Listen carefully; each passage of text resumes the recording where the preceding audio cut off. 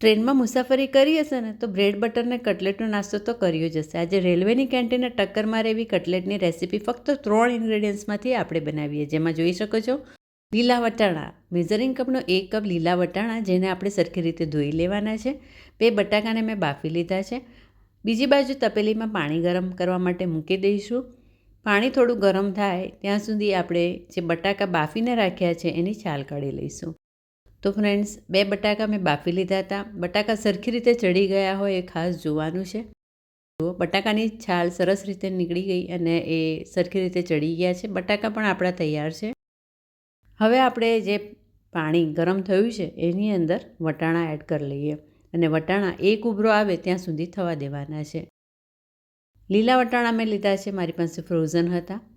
અત્યારે સિઝન છે, લીલા વટાણા બહુ સરસ મળે છે, ત્યારે આ લીલા વટાણાની કટલેટ બનાવવાનું ચૂકશો નહીં. રેસીપી બહુ જ સરળ છે, ઇન્ગ્રેડિયન્ટ્સ બહુ જ ઓછા છે, ટેસ્ટમાં એકદમ ઓસમ છે.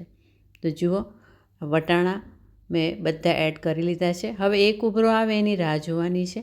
એ દરમિયાનમાં ચલો આપણે જે પૌવા લીધા છે, મેઝરિંગ કપનો 1/3 કપ પૌવા લીધા છે, એને આપણે ધોઈ લઈએ. બટાકા પૌવામાં જેમ પૌવા લઈએ છીએ એ રીતે જ પૌવા અહીંયા પણ આપણે પાણીમાં એકવાર વોશ કરી લઈશું અને પાણી બધું નિતારીને કાઢી લઈશું. પૌવા પણ ધોઈને આપણા તૈયાર છે, એને પણ હવે સાઈડ પર કરી લઈશું. તો બટાકા તૈયાર છે, પૌવા તૈયાર છે. બટાકાને આપણે હવે છૂંદી લઈશું. તો એક આ રીતે સ્મેશર લઈશું અને બધા સરસ રીતે એનો માવો કરી લઈશું. બિલકુલ ગુટલી ન રહે એનું ધ્યાન રાખીશું.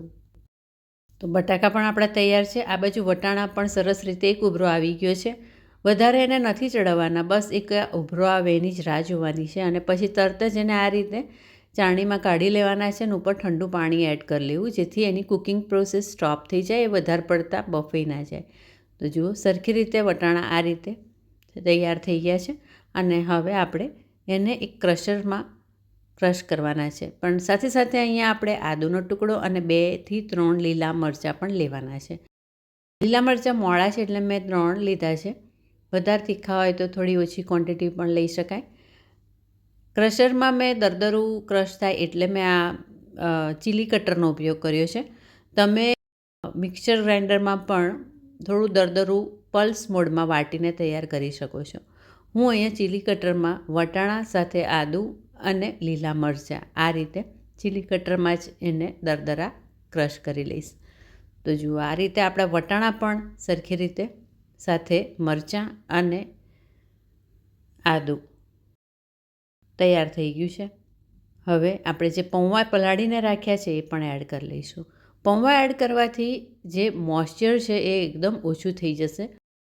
કટલેટ એકદમ સરસ પરફેક્ટ એનો ડો બનશે.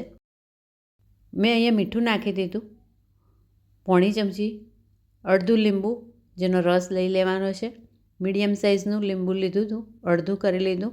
અડધો લીંબુનો રસ ઇનફ છે. બીજા મસાલામાં અહીંયા આપણે એડ કરીશું વાટેલું જીરુંનો પાવડર અડધી ચમચી જેટલી. શેકીને વાટીને જીરુંનો પાવડર અડધી ચમચી સાથે અડધી ચમચી જેટલો ગરમ મસાલો. તમારી પાસે બટાકાવાળાનો મસાલો હોય તો એ પણ એડ કરી શકો છો. મેં અહીંયા રેગ્યુલર જે ગરમ મસાલો હોય એ જ એડ કર્યો છે. હવે આપણે દળેલી ખાંડ 1 મોટી ચમચી ભરીને એડ કરી લઈશું. બધા મસાલા થોડા ચડિયાતા આગળ પડતા કરવાના છે તો ટેસ્ટ બહુ સરસ લાગશે. બધું મિક્સ કરી દઈશું. પરફેક્ટ ડો આપણે કટલેટનો તૈયાર કરી લઈશું. તો આ રીતે તમે જોઈ શકો છો, પૌવાના લીધે મોઇશ્ચર એકદમ ઓછું થઈ ગયું છે અને પરફેક્ટ ઉપરથી નીચે આ રીતે આપણે ડો પછાડીએ તો એનો શેપ બિલકુલ ચેન્જ ના થવો જોઈએ અને આ રીતનો આપણે ડો તૈયાર કરવાનો છે કટલેટ માટે. તો જોઈ શકીએ છીએ આપણે બહુ જ સરસ આ ડો તૈયાર છે. તમે એને થોડો ટાઈમ માટે ફ્રીઝમાં પણ મૂકી શકો છો, એટલે ફ્રીઝમાં મૂકવાથી એકદમ સરસ આપણને જોઈએ એવું પરફેક્ટ થઈ જાય. હવે આપણે થોડા ટાઈમ પછી એના વાળી લઈશું રાઉન્ડ કટલેટ.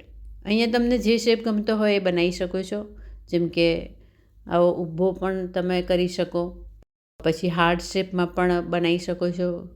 મેં અહીંયા બધી જ કટલેટ ટિક્કીની જેમ રાઉન્ડ બનાવીને તૈયાર કરી છે. આ રીતે રાઉન્ડ ટિક્કી. થોડી ફ્લેટ રાખીશું તો એ સરસ લાંબો ટાઈમ સુધી ક્રિસ્પી પણ રહેશે. એટલે આ રીતે થોડી ફ્લેટ અને રાઉન્ડ ટિક્કી બધી તૈયાર કરી લઈશું, બધી કટલેટ તૈયાર કરી લઈશું. માર્કેટમાં ઘણી ટાઈપના કટલેટ બનાવવાના બીબા મળતા હોય છે, એનો ઉપયોગ પણ તમે કરી શકો છો. જુદા જુદા શેપ ઘણીવાર બહુ સરસ મજા આવતી હોય છે ખાતી વખતે. તો જુઓ, આ રીતે લગભગ 15 જેટલી આપણી કટલેટ તૈયાર છે. હવે મારી પાસે આ રીતે બ્રેડ ક્રમ્સ છે. વધેલી બ્રેડને રૂમ ટેમ્પરેચરે જ થોડી કડક થાય એટલે મિક્સરમાં દળીને આ રીતે પાવડર હું તૈયાર રાખતી હોઉં છું, જેનો ઉપયોગ આપણે આ રીતે કટલેટને કોટ કરવા માટે કરી શકીએ. બજારમાં પણ રેડીમેડ બ્રેડ ક્રમ્સ મળતા હોય છે, એ પણ તમે લઈ શકો છો. જો આ રીતે બધી કટલેટને બ્રેડ ક્રમ્સમાં આ રીતે થોડી રગદોળી દેવાની છે. બ્રેડ ક્રમ્સમાં સરખી રીતે બધી જ કટલેટને આ રીતે કોટ કરી અને બીજી બાજુ તેલ ગરમ થવા માટે મૂકવાનું છે. તેલની ક્વોન્ટિટી ઘણી ઓછી લઈશું કેમ કે કટલેટ ખાલી 15 જ છે, એટલે નાના લોયામાં મેં થોડું તેલ લઈ લીધું છે. તેલને સરખી રીતે ગરમ થવા દેવાનું છે. પરફેક્ટ કટલેટ બનાવવા માટે 3 બાબતોનું ધ્યાન રાખવાનું. એક તો તળતી વખતે જે આપણે તેલ લઈએ એ સરખી રીતે ગરમ થયેલું હોવું જોઈએ અને ગરમ તેલમાં મીડિયમ ફ્લેમે એને ગોલ્ડન કલરની તળવાની. બીજું, લોટ બાંધવામાં ખાસ કાળજી રાખવાની કે સરસ આ રીતે આપણને ડો જે તૈયાર કરીએ એમાં મોઇશ્ચરનું પ્રમાણ ઓછું હોય. પરફેક્ટ આવો ડો અને બ્રેડ ક્રમ્સથી ખાસ કોટ કરવાનું, જેનાથી એનું આઉટર લેયર સરસ ક્રિસ્પી થશે. અને થોડી પાતળી રાખવાની એટલે એ લાંબો ટાઈમ સુધી ક્રિસ્પી રહે. સરસ ગોલ્ડન થયેલી કટલેટને આપણે તેલમાંથી બહાર કાઢી લેવાની છે. તેલ સરખી રીતે ગરમ થઈ જાય પછી જ એને ખાસ એડ કરજો, નહીં તો ઘણીવાર એમાં તેલ પણ ભરાઈ જતું હોય છે. સરસ ગોલ્ડન કલરની એને તેલમાં તળી લઈશું અને બધાને આ રીતે કાઢીને ટિશ્યુ પેપર ઉપર લઈ લઈશું. બધી કટલેટ આપણે આ રીતે ગોલ્ડન કલરની તૈયાર કરી લઈશું. બહુ જ સરસ ટેસ્ટી અને ખૂબ જ ઓછા ઇન્ગ્રેડિયન્ટ્સથી બનતી આ લીલા વટાણાની કટલેટ બધી જ આ રીતે આપણે તળીને તૈયાર કરી લીધી છે. જોઈ શકો છો, બહુ જ સરસ આઉટર લેયર એકદમ ક્રિસ્પી. અને હવે આપણે એને ટ્રેનની સ્ટાઇલમાં આજે બ્રેડ બટર સાથે ખાવાની ઈચ્છા છે તો એ રીતે સર્વ કરીશું. બ્રેડ બટર બહુ જ સરસ આગળ પડતું બટર, અમૂલ બટર જે ટ્રેનમાં પણ એ રીતે જ આપતા હોય છે, અને સાથે આપણી ઘરની બનાવેલી વધારે ટેસ્ટી કટલેટ. કોમ્બિનેશન ટ્રેન જેવું પણ ટેસ્ટમાં બહુ જ ઓસમ અને એકદમ ફ્રેશ. બ્રેડ બટરને કટલેટ ચટણી અને ટોમેટો કેચઅપ સાથે આ રીતે સર્વ કરી. ઘરમાં કોઈને બ્રેડ ખાવાની ઈચ્છા ના હોય તો રોટલી ઉપર પણ તમે આ રીતે કટલેટ, ગ્રીન ચટણી, ટોમેટો કેચઅપ અને ફોલ્ડ કરીને ફ્રેન્કીની જેમ પણ એન્જોય કરી શકો છો. તો રેસીપી ચોક્કસથી ટ્રાય કરજો. સહેલિયા પર જોતા રહેજો આવી નવી નવી રેસીપી. ફરી મળીશું નવી રેસીપી અને નવી સહેલી સાથે.